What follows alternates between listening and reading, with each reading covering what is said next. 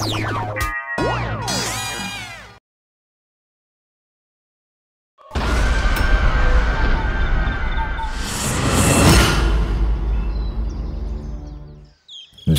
দিন যাচ্ছে শহরে শিক্ষিত বেকারের সংখ্যা বাড়ছে। আজ আমরা এমনই এক বেকার যুবকের গল্প শুনব, জানব ভিন রাজ্যে তার এক রাত্রির চাকরির অভিজ্ঞতার কথা। রঙ্গন চৌধুরী, বয়স তাও ৯ করে ২৭ ছুঁয়েছে মাসখানেক আগে। রঙ্গনের গুণের মধ্যে ছিল বাঁশি বাজানো। ভেবেছিল এটাকেই পেশা হিসেবে নেবে, কিন্তু না। আজকের যুগে বাঁশি বাজিয়ে ঘরোয়া অনুষ্ঠানে মানুষের মনোরঞ্জন করা যতটা সহজ, ৩ জন মানুষের সংসার চালানো ততটা সহজ নয়। তাও যাই হোক, বাঁশিটাকে আঁকড়েই ধরে দিন কাটছিল রঙ্গনের। কিন্তু ছন্দপতন ঘটল ৩ বছর আগে রঙ্গনের মায়ের মৃত্যুতে। বাবা প্রাইভেট ফার্মে কাজ করলেও মা সরকারি চাকরি করতেন। তাই মায়ের রিটায়ার্ড হওয়ার পরেও পেনশনের টাকায় ৩ জনের সংসার মোটামুটি চলে যাচ্ছিল। পেনশনের টাকা অর্ধেক হয়ে গেল, সংসারে টানাটানি শুরু হলো। বাবা অবশ্য কোনোদিন মুখ ফুটে কিছু বলেননি, কিন্তু রঙ্গন বুঝতে পারত। সেই থেকে শুরু রঙ্গনের চাকরি খোঁজার। মধ্যমেধার রঙ্গন এই বয়সে এসে যেখানেই যায় তাকে একটা কথাই শুনতে হয়, sorry, we have no vacancy right now, we will call you letter. ক্রমাগত প্রত্যাখ্যানে যখন রঙ্গনের জীবনটা প্রায় রংহীন হয়ে উঠেছে, ঠিক তখন হঠাৎ একদিন সকালে সুখবর এলো চিঠির রূপ নিয়ে। সকালবেলায় রঙ্গন তখন চায়ের কাপ হাতে নিউজ পেপারে চোখ বোলাচ্ছে চাকরি চাইয়ের কলামে। বাপি, এই চিঠিটা দেখ তো, কাল বিকেলে এসেছে। হ্যাঁ, কই কই দাও তো দেখি। কি রে, কি হলো? খুব খুশির খবর মনে হচ্ছে। হ্যাঁ বাবা, আমি যেই ম্যানেজারের পোস্টার জন্য অ্যাপ্লাই করেছিলাম না, সেটা আমি পেয়ে গেছি বাবা। হ্যাঁ, সত্যি সত্যি বলছিস? হ্যাঁ, যাক যাক যাক, আজ আমার সব চিন্তা দূর হলো। এইভাবে তোকে শুকনো মুখে দেখতে আমার বুকটা ফেটে যেত। কিন্তু এই চাকরির খবরটা কি সত্যি সব চিন্তা দূর করে দেবে রঙ্গনের জীবন থেকে, নাকি রঙ্গনের জীবনে ঘটতে চলেছে আরো ভয়ঙ্কর কিছু? যাই হোক, টি এস্টেটের ম্যানেজারের চাকরি, মাইনে বেশ মোটা। অন্ততপক্ষে রঙ্গনের জীবনে তো হাতে চাঁদ পাওয়ার মতো। এত মাইনে 10 বছরের অভিজ্ঞতা সম্পন্ন ম্যানেজাররাও পান না। চাকরিটা জয়েন করার আগেই নিজেকে বেশ সফল মনে হতে লাগলো। এতদিন বন্ধু মহলে তার সংকোচের সীমা ছিল না। এবার অন্যদের সাথে কাঁধে কাঁধ মিলিয়ে হাসি ঠাট্টা করতে লাগলো। এইভাবে দেখতে দেখতে তার ট্রেনে ওঠার দিন চলে এলো। রাতের ট্রেন, সে একাই আসতে চেয়েছিল, কিন্তু বাবা কিছুতেই কথা শুনলো না। এসে পৌঁছলো স্টেশনে। শোন বাপি, রাস্তায় কোনো কেনা খাওয়ার খাস না কিন্তু। হ্যাঁ, আর শোন, ওই গলার ওই মাদুলিটা একদম খুলবি না যেন। তুমিও শরীরের যত্ন নেবে। আর শোনো, প্রেশার আর সুগারের ওষুধটা খেতে ভুলবে না কিন্তু। যাও, গাড়ি ছেড়ে দিচ্ছে। কোনো বিপদে পড়লে বাড়ি ফিরে আসিস বাপি। রঙ্গনের বাবা হয়তো স্বাভাবিক অপত্য স্নেহ থেকেই কথাটা বলেছিলেন, কিন্তু রঙ্গনের কানে কথাটা কেমন যেন বাজলো। এ কেমন কথা? সে এখনো জয়েনই করলো না, আর বাবা ফেরার কথা বলে দিল। আর বিপদ? কিসের বিপদ? যেখানে একজন নতুন ম্যানেজারকে এত টাকা মাইনে দেয়, সেই টি এস্টেট না জানি কত বড় হবে। বাবা শুধু শুধুই এত ভয় পায়। রাতের কথা রাতেই ফুরিয়ে গেল। রঙ্গনের ঘুম ভাঙলো এক ঝকঝকে সকালে। ট্রেন থেকে নেমেই ভাড়া গাড়ির পার্কিং লট থেকে জুটে গেল ছোট্ট গাড়ি, আর গাড়ি ছুটে চলল শিমলিগাঁও গুড়ুম টি এস্টেটের দিকে। পাহাড়ি পথের বাঁকে বাঁকে মেঘের ভেলার উপর বসে উড়ে উড়ে আসছিল রঙ্গনের জীবনের নানান মুহূর্ত। আজ অব্দি ওরা যেখানেই ঘুরতে গেছে, বাবা মা রঙ্গন ৩ জন মিলেই গেছে। মা মারা গেছে তাও প্রায় ৩ বছর হয়ে গেছে দেখতে দেখতে। তারপরে আর কোথাও ঘুরতে যাওয়া হয়নি। এমনকি বন্ধু বান্ধবদের সাথে কাছাকাছি 2-1 দিনের জন্যও যায়নি। আর আজ নাকি ও একা একা এত দূরে পাহাড়ে চলে এসেছে। রঙ্গন চোখ বুঝে এইসব আকাশ পাতাল ভাবছিল। কখন যে ঝুপ করে সন্ধে পেরিয়ে রাত্রি নেমে গেছে তা রঙ্গন খেয়ালই করেনি। কে বলবে যে 7টা বাজতে এখনো মিনিট 10 বাকি? কে হুয়া ভাই? आपका सिमली गांव टी एस्टेट आ गया, वो देखिए। রঙ্গন গাড়ির ভেতর থেকে বাইরের দিকে তাকালো। এ কি, এখানে কোথায় বাংলো, কোথায় কি? চারদিকে যতদূর দেখা যাচ্ছে শুধু সবুজ চা বাগান, আর মাঝে মাঝে বাগান ছাতার মতো কতগুলো গাছ দাঁড়িয়ে আছে এক পায়ে। অবশ্য সবুজ বললেও সেটা হলো কল্পনার রং। আসলে এখন গাছপালার রঙও নিকশ কালো। गुरुंग साहब का बांग्लो कहाँ है भाई? वो बांग्लो वांग्लो हम कुछ नहीं जानते बाबू, हम वहां पे नहीं जाएंगे। কথাটা পুরো শেষ না করেই ড্রাইভার গাড়ি ছুটিয়ে পালালো। রঙ্গন হতভম্ব হয়ে গেল। অগত্যা রঙ্গন নিজের ট্রলি সুটকেসটা নিয়ে টানতে টানতে এগোতে লাগলো। কয়েক মিনিট চড়াই উঠতেই রঙ্গনের দম প্রায় আটকে এলো। রঙ্গন একটা জায়গায় দাঁড়িয়ে ট্রলির উপর আলগা বসে একটু দম নিচ্ছে, আর ঠিক তখনই ওর পিঠের উপর একটা হাতের স্পর্শ। ভয়ে রঙ্গনের হৃৎপিণ্ডটা প্রায় গলায় এসে ধাক্কা মারল। চট করে পেছন ঘুরে তাকালো। বেঁটে মতো একটা মাঝবয়সী লোক সামনে দাঁড়িয়ে আছে। ঠোঁটের কোনায় হালকা হাসির আভা, কিন্তু তাতে মিষ্টত্বের চিহ্ন মাত্র নেই। কেমন একটা কাঠখোট্টা ধরনের, আর চোখ দুটো এত উজ্জ্বল ও হলদেটে যে বেশি দূর থেকে দেখলে কোনো বেড়ালের চোখ বলে মনে হবে। রঙ্গনের বুকের ভেতরে তখনও ঢিপ ঢিপ করছে। অজানা অচেনা জায়গা, আশেপাশে একটা মানুষও নেই, এমনকি পশু পাখির আওয়াজও শোনা যাচ্ছে না।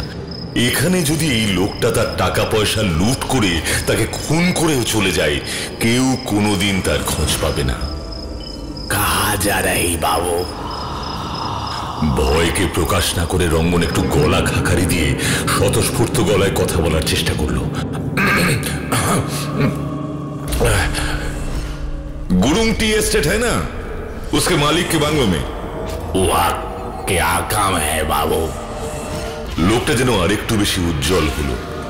রঙ্গনের চোখে সেসব ধরা পড়ল না। রঙ্গন বরং একটু বিরক্তই হলো, তবু সে সেটা বুঝতে দিল না, কারণ দরকারটা এখন ওরই। आपको पता है क्या? मुझे थोड़ा बताइए। क्या काम है वहाँ पे? मैं वहाँ का नया मैनेजर हूँ। आपको पता है वो बंगला किधर है? वो काम आप मत कीजिए बाबू, वापस चला जाइए। এইবার রঙ্গন আর নিজের বিরক্তিকে লুকোতে পারল না। आपको पता है तो बताइए, नहीं तो छोड़िए। मतलब आप भी जाएंगे? ठीक है, जाइए। मेरा काम था बताना, बता दिया। अब सीधा जाके दाहिने मुड़ने से ही मालिक का बंगला दिखेगा। चला जाइए। লোকটা যতই অদ্ভুত হোক না কেন, রাস্তাটা একদম ঠিক বলেছিল। রঙ্গন তার বলা রাস্তাতে হেঁটেই 7:30 নাগাদ এসে পৌঁছলো গুরুং সাহেবের বাংলোয়।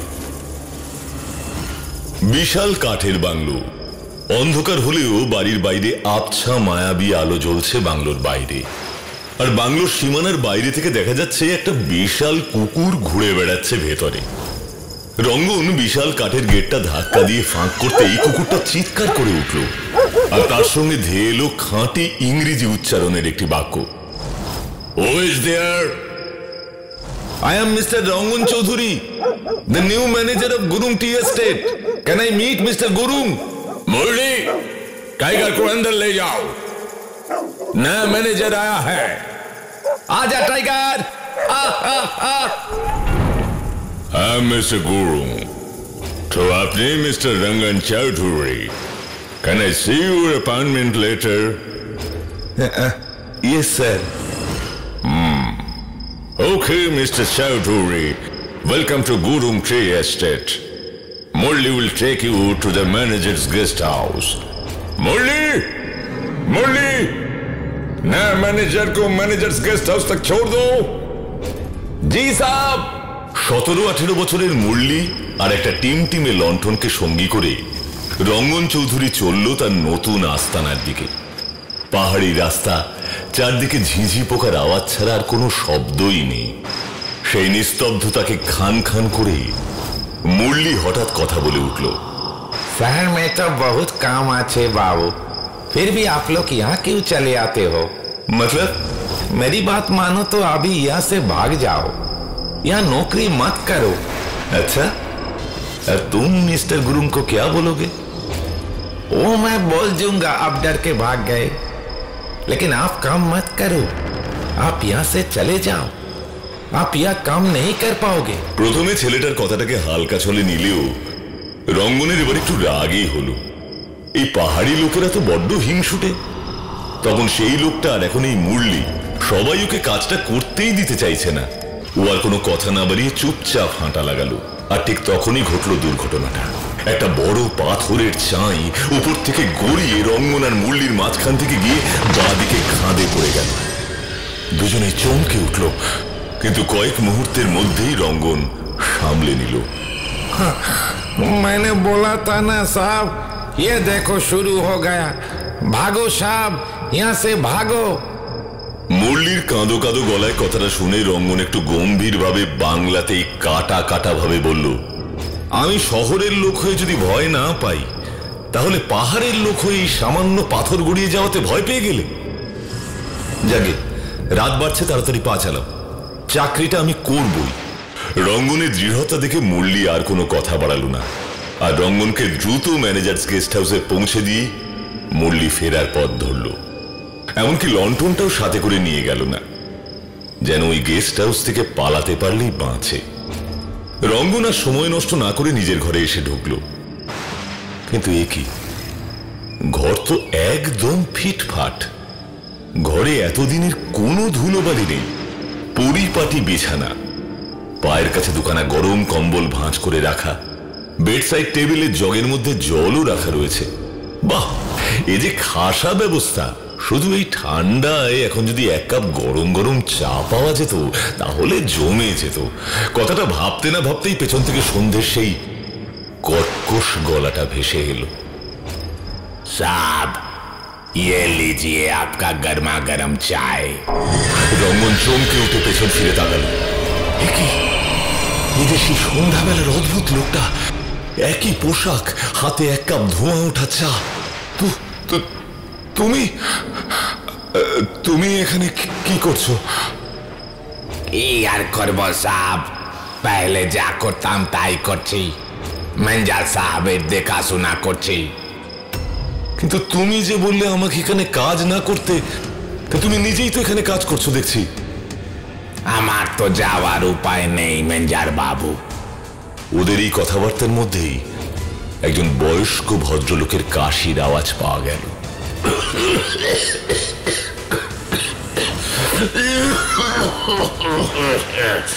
মনি, আরে ও মনি লাল। এটা কার গলা? হ্যাঁ, আর মনিলালটাই বা কে? এ আমার পিতাজির গোলা সাহেব, আর আমারই নাম মনিলাল ছিল। মনিলাল ছিল মানে? এখন তাহলে কি নাম তোমার? ये सब तो अनेक पुराना कहानी, बहुत लंबी थी, अब सुन के क्या कीजिए। রঙ্গন চট জলদি কবজি উল্টে সময়টা দেখে নিল। সবে রাত 8টা, শহরের সন্ধে। একা একা বোর হওয়ার থেকে মনিলালের গল্প শোনাই ভালো। তাই রঙ্গন মনিলালকে গল্প শোনাতে অনুরোধ করলো। অবশ্য বেশি জোর দিতে হলো না, একবার বলতেই মনিলাল রাজি হয়ে গেল আর গল্প শুরু করে দিল। बहुत दिन पहले की बात, আপনার ही মতো एक नया मेंजा साहब এসেছিল এখানে। राहुल था उसका नाम। देखे तो बद्दर घर का लड़का ही लागतो, কিন্তু একদিন দেখলাম ফ্যাক্টরি থেকে ব্যাগের মধ্যে চা पत्ती का 10 पैकेट ঢুকাচ্ছে। ये क्या कर रहे हो बाबू? মানে মনিলাল, তুমি এখানে কি করছো? हम तो रात का खाना की खावे नु जानते এসেছিলাম, लेकिन आप ये सब क्या करছেন? আমি কই, আমি তো কিছু করছি না। हमने आपको चाय की पत्ती अपने बैग में डालते देखा। मैं अभी मालिक को जाके बताऊंगा साहब, है ना? না না না মনিলাল, শোনো শোনো শোনো শোনো, আমার অন্যায় হয়ে গেছে। তুমি প্লিজ মিস্টার গুরুংকে কিছু বলো না। এই দেখো, এই দেখো, আমি সব দেখে দিচ্ছি। এই দেখো। मालिक हम लोग को विश्वास करते हैं, वो मत तोड़िए, लेकिन हमार मन में शोक बैठे गेलो। राते पिताजी साथे बात करलाम। देख बेटा मोनी, हम लोग 3 पुरुषों से गुरुं का चा बागान का नमक खेয়েছি। মালিকের কোনো नुकसान होते দিবি না, না মঞ্জারের উপর নজর রাখবি। जान चले जाबे जाक, लेकिन विश्वास मत तोड़ना। সেদিনের পর থেকে আমি রাহুল बाबू को नजर करताम, और एक दिन उसके चोरी फिर से पकड़ गया। फैक्ट्रिर पेছনে একটা খালি জমিন আছে। আমি দেখলাম রাহুল বাবু একটা লোককে একটা ছোট চায় কি পেটি দিচ্ছে, আর লোকটা রাহুল বাবুকে একটা এটাচি দিচ্ছে। মালিক उस दिन ফ্যাক্টরিতেই ছিল। আমি ঠিক করলাম पहले রাহুল বাবুকে ধরবো, उसके बाद মালিকের কাছে যাব। और हम जाके राहुल बाबूर सामने गए दाঁড়ালাম। इससे चोरी दिखा दिया ना औकात। সরে যা মনিলাল, সরে যা, না হলে তোর কপালে দুঃখ আছে। अरे जा जा, पहले चोरी और फिर सीना जोड़ी। আমি अभी मालिक के पास যাচ্ছি। আচ্ছা ঠিক আছে, তাহলে এটা ধর। ये बोल के मुझे वो एटाची थमा दिया और चोर चोर चीख के सबको बुलाने लगा। मुझे तो पता भी नहीं था वो एटाची थे কি আছে। और सब मिलके मुझे चोरों की तरह पत्थर फेंक के मरने लगा। कोई हमार कथा सुन लो ही ना, मालिक भी नहीं। I never expected this from you, Manilal. तुम्हारा बुढ़ा बाप की देख के छोड़ दिया, जेल में नहीं डाला, लेकिन तुम काली गेस्ट हाउस छोड़ के चले जाओगे। Get out. मेरा बात सुनिए मालिक, हम चोर नहीं हूं। मेरा बात सुनिए मालिक, मैं चोर नहीं हूं। उस दिन मालिक किच्छु सुन लो ना, शुधु मेंजार के विश्वास कर लो। और राते हमार पिताजी शुधु बोलो, हे मने कोई कुछ भी बोले, हमें तो मेंजा साहब का देखभाल करना है।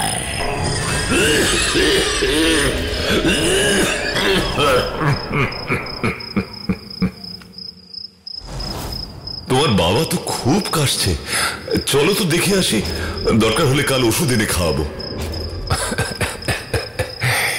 दवाई देवेन। চলেন। ওষুধের কথা শুনে হাসির কি হলো তা রঙ্গন বুঝতে পারল না। এরা সবাই যেন কেমন অদ্ভুত। এসব ভাবতে ভাবতেই হাতে লণ্ঠনটা নিয়ে মনিলালের পিছু পিছু রঙ্গন লম্বাটে বারান্দাটার এক কোণে এসে পৌঁছলো। মনিলাল বাইরের দিকে আঙুল দেখালো। বুড়োটা এই ঠান্ডায় বাইরে কি করছে? মনে মনে ভাবতে ভাবতেই লণ্ঠনটা তুলে সামনের দিকে বড় গাছটার দিকে দেখলো গাছতলায় দুটো কঙ্কাল পাশাপাশি বসে আছে। দাঁতগুলো দেখে মনে হচ্ছে রঙ্গনকে বোকা বানিয়ে বাপ ছেলেতে মিলে দুধ দিচ্ছে। তারপরেই কাটা কলা গাছের মতো লুটিয়ে পড়েছিল বারান্দায়। চোখ খুলল পরের দিন সকালে গেস্ট হাউসের বিছানায়। মুরলি উদ্বিগ্ন চোখে তাকিয়ে আছে রঙ্গনের দিকে। भगवान का बहुत शुक्रिया, अपनी जिंदा आचेन, ना होले तो बाप बेटा एर आगे 3 मेंजार का जान ले लिया है। इसीलिए तो आपके भागते बोले चिलम साहब, बाप बेटा तो चोरीर बदनामीते फांसी दिएছিল পেটটাতে।